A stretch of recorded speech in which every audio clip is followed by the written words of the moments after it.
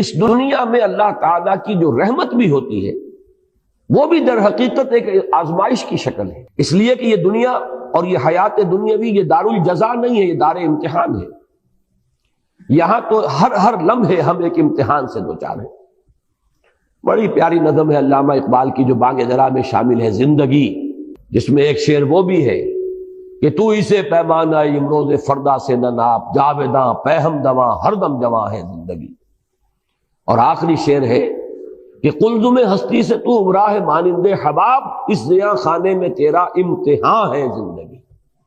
اور یہ در حقیقت ترجمانی ہے سورہ ملک کی اس آیت کی کہ ہم نے خلق الموت والحیات لیبلوکم ایکم احسن عملا۔ یہ موت و حیات کا سلسلہ، حیات مسلسل چلی جا رہی تھی، موت کا وقفہ ڈال دیا گیا، اس کے حصے کر دیے گئے تاکہ ایک چھوٹا سا حصہ علیحدہ کر لیا جائے، small chunk of our life, وہ علیحدہ کر لیا گیا تاکہ اس کو ایک امتحانی وقفہ بنا دیا جائے۔ قلزم ہستی سے تو براہ مانند حباب، اس زیاں خانے میں تیرا امتحان ہے زندگی۔ آگے چل کر اب زیادہ دور نہیں ہے، سورہ دہر میں بھی یہ مضمون آئے گا، سورہ ملک میں تو آ ہی چکا ہے بڑی وضاحت کے ساتھ، خلق الموت والحیات لیبلوکم ایکم احسن عملا۔ اور ہر لحظہ یہاں امتحان ہے، کبھی اللہ تعالیٰ کچھ دے کر آزماتا ہے، کبھی کچھ چھین کر آزماتا ہے۔ دے کر آزماتا ہے کہ بندہ شکر کرتا ہے یا نہیں، کبھی چھین کر آزماتا ہے کہ بندہ صبر کرتا ہے یا نہیں۔ ہر حال میں وہ میرے دامن سے وابستہ رہتا ہے یا نہیں، ہر حال میں راضی برضائے رب رہتا ہے یا نہیں۔ کہیں ایسا تو نہیں ہوتا کہ اگر نعمتوں کی بارش ہو تو ہم سے غافل ہو جائے، ہماری طرف سے منہ موڑ لے۔ کہیں ایسا تو نہیں کہ اگر کوئی تکالیف آ جائے، ہجوم کر جائے، تو پھر شکوہ اور شکایت کا لفظ زبان پر آ جائے۔ ہر حال میں ہونا یہ چاہیے کہ راضی برضائے رب رہے بندہ، چاہے یہ حال ہو چاہے وہ حال ہو۔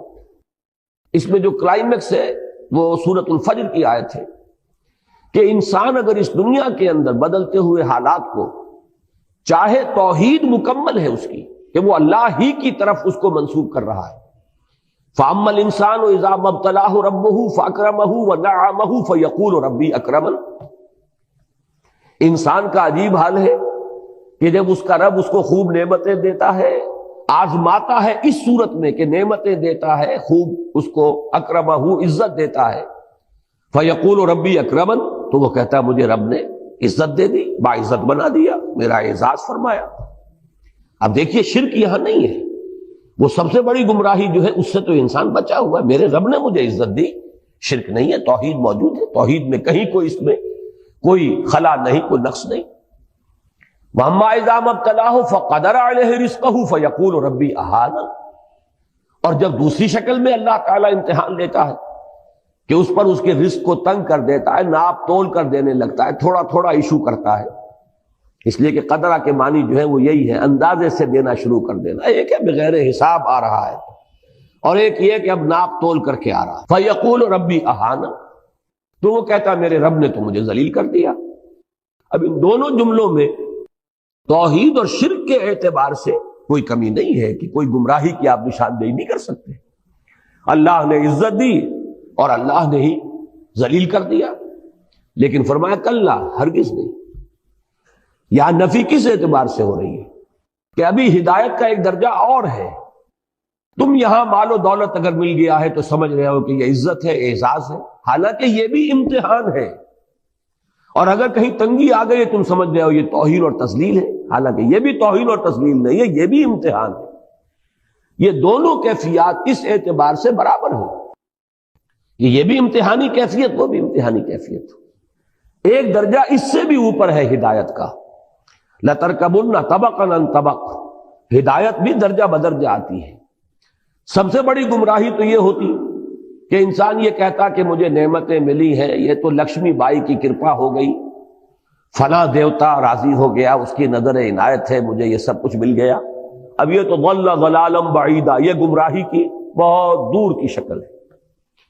اور کہیں اگر کوئی تکلیف آ گئی، فلاں دیوتا ناراض ہو گیا، معلوم ہوتا ہے کہ فلاں دیوی یا دیوتا کی نگاہ کرم ہم سے پھر گئی ہے، دو قربانیاں، آؤ کوئی ڈنڈوت کرو، کوئی تلافی کرو، راضی کرو۔ تو یہ تو سمجھیے کہ یہ گمراہی ہے دور کی۔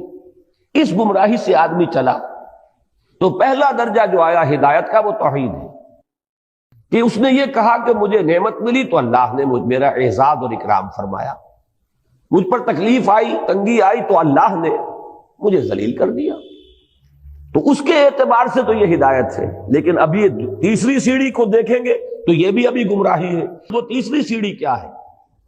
یہ دونوں حالتیں مساوی ہیں، یہ دونوں حالتیں امتحان ہیں، دونوں میں اللہ آزما رہا ہے۔ ابھی ایک چوتھی سیڑھی ہے، یہ سب سے اونچی ہدایت ہے۔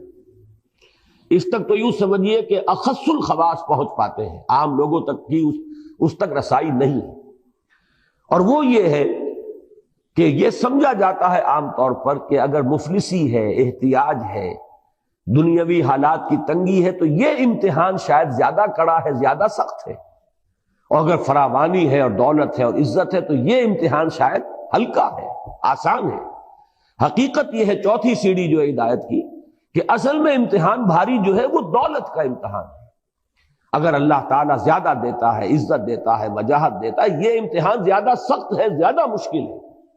اگر تنگی ہے، مصیبت ہے، تکلیف ہے تو یہ امتحان آسان ہے، اس لیے کہ تنگی میں اور مصیبت میں لامحالہ انسان کا رجوع اللہ کی طرف ہوتا ہے، جبکہ محتاط ہے، فراوانی ہے، عزت ہے تو اس میں بہت شدید اندیشہ ہے غفلت کا۔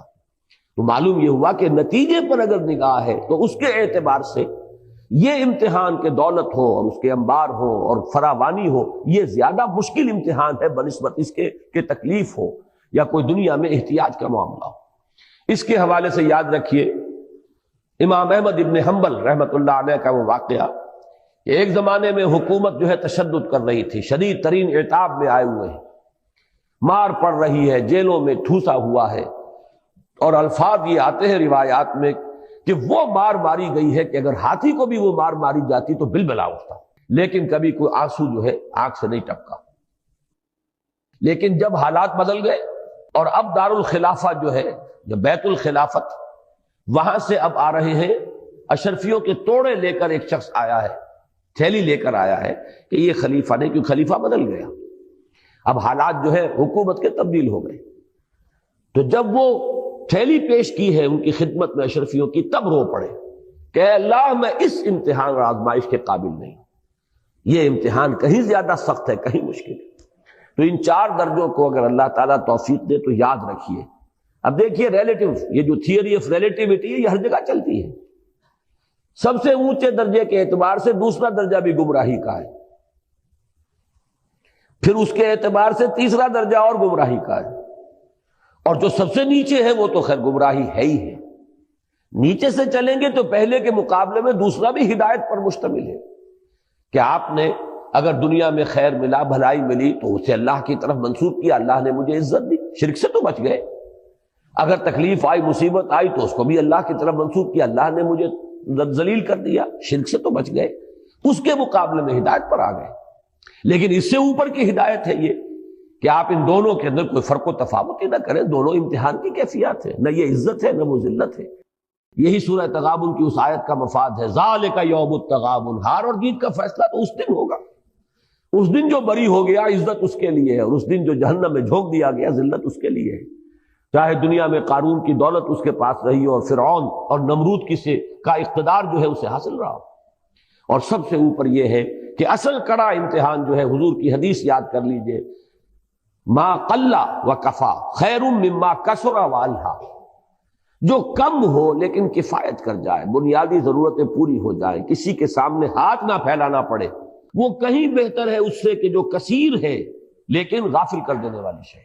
جہاں کثرت ہوگی، محتاج ہوگی، غفلت آ جائے گی۔